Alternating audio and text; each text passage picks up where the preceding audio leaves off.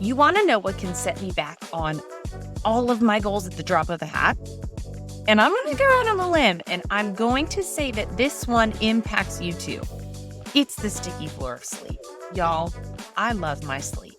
I have always been a bed princess. I want comfy sheets, plush pillows, and I just love my bed. It is my favorite spot in the entire house. But like so many other women out there, I struggle to get good, consistent sleep. I always have. And that is why last week we had guest Morgan Adams, a sleep coach and consultant, on the show. I was so curious about this topic of sleep that I wanted to dive in more and go deep on it. Because a good night's sleep, I can conquer the world. A bad night's sleep, I'm irritable, I'm cranky, foggy brain, hangry all day long. You too? Listen in. You are listening to the podcast From Now to Next, the podcast that empowers women to get seen, get heard, and get promoted. I'm your host, Erica Rooney, and I've made it my mission to help you break free from the sticky floors, those limiting beliefs and toxic behaviors, to bust through the glass ceiling. I'm obsessed with all things growth and abundance, and I'm here to talk you through the tried and true secrets to get you to level up your career and your life.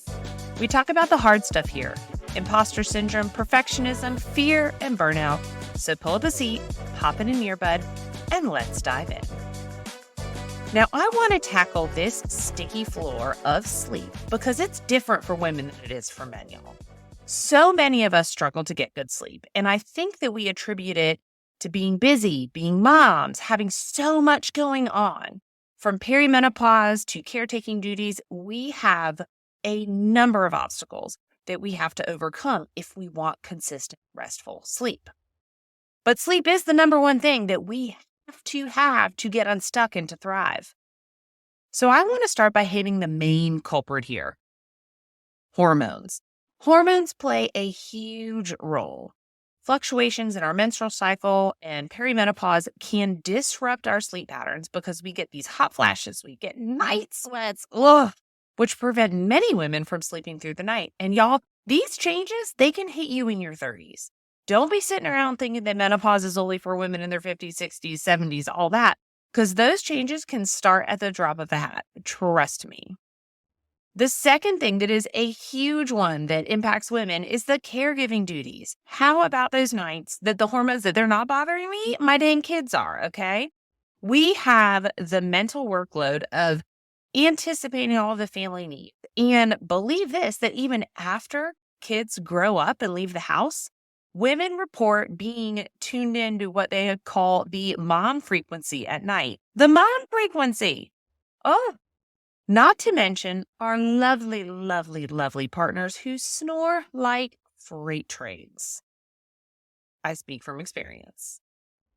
But psychologically, women tend to ruminate more at night about all of our responsibilities, our to-do lists, all the stresses, the sacrifices, our racing thoughts. They steal our rest. But without resetting our bodies through sleep, exhaustion builds. So, y'all know I like to focus on what we can do. Let's talk about it. I did a ton of research, and I want you to take what works for you, and I want you to leave the rest, because all of us are going to be different. But I will share the research that I did with you, and then I'll also tell you what I do that really helps me. So first of all, it's having a normal schedule. Don't change it up on the weekend. I know it is hard not to want to sleep in, but if your weekday wake-up time is 5 a.m., don't sleep until 10. It's going to get you out of whack. Get up by 7 a.m. Allow yourself a little wiggle room. Allow yourself a little time to reset, but don't get too far off track. The second thing is to set the mood in the room. Get ready for sleep.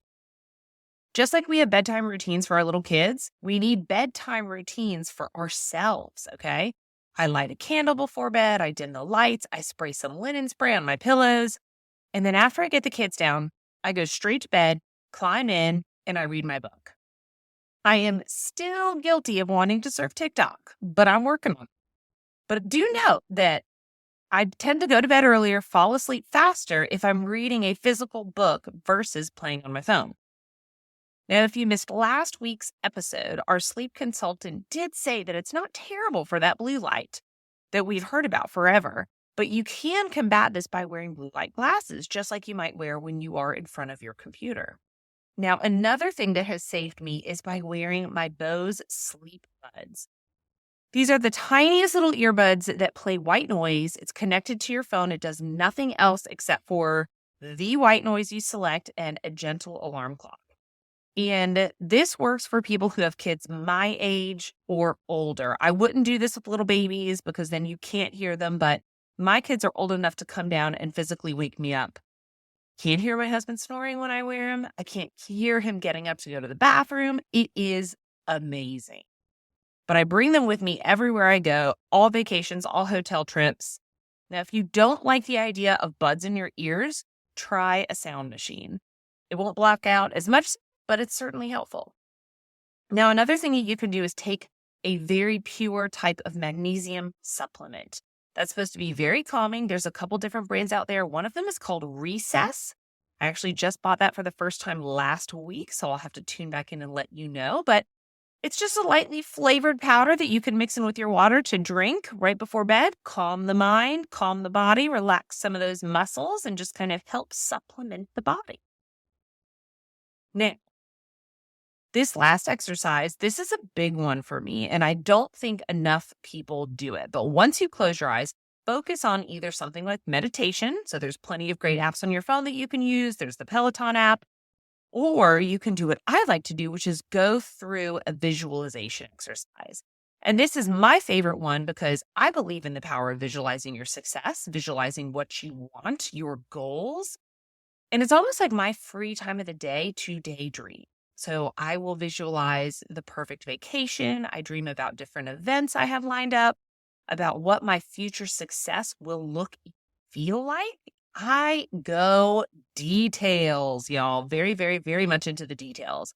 I think about what I'm wearing, how my hair looks, what I feel like, the audience. So stop counting sheep. It doesn't do anything but stress you out when you get to sheep number 222, but start visualizing. Now, I'm not a sleep coach. I'm also not a sleep expert. I'm just a regular mom who has always struggled with sleep, and I know what works for me. And I know how powerful and how important sleep is. Make your bedtime and your bedroom sacred. Protect your sleep at all costs. You have to keep sleep as a priority. When you protect your rest, that is the best form of self-care that you can do for yourself. How many times have I said on this show that you cannot pour from an empty cup? And let me tell you that you can't fill an empty cup if you're not sleeping.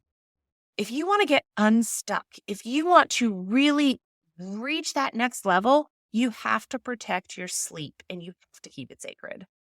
And I've got one last tip for you. It really works for me. I know it doesn't work for everybody else, but it is a nap. Yes, NAP nap. I love a nap. If you don't get good sleep at night, snag a nap in the middle of the day.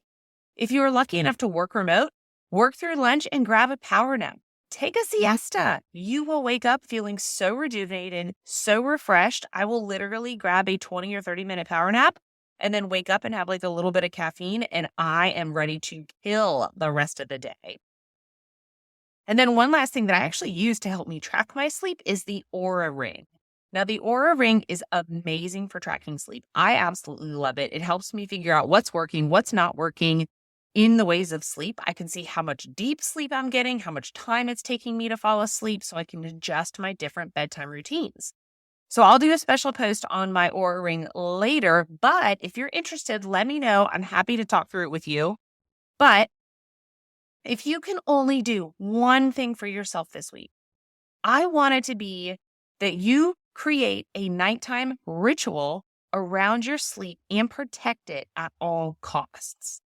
Aim for those 8 hours. You need them. Your kids need you to have 8 hours. Your boss needs you to have 8 hours. Trust me. If you feel foggy, if you feel stuck, if you feel frustrated or angry, get your sleep. It really is the secret to success. Thanks for listening in today. I hope you enjoyed this session on sleep. I will drop my Aura Ring post into my socials this week, So if you're not following me over there on LinkedIn, TikTok, Instagram, and all the places, make sure you head over there and follow me. And remember, stop putting a ceiling on what is possible and start breaking through it.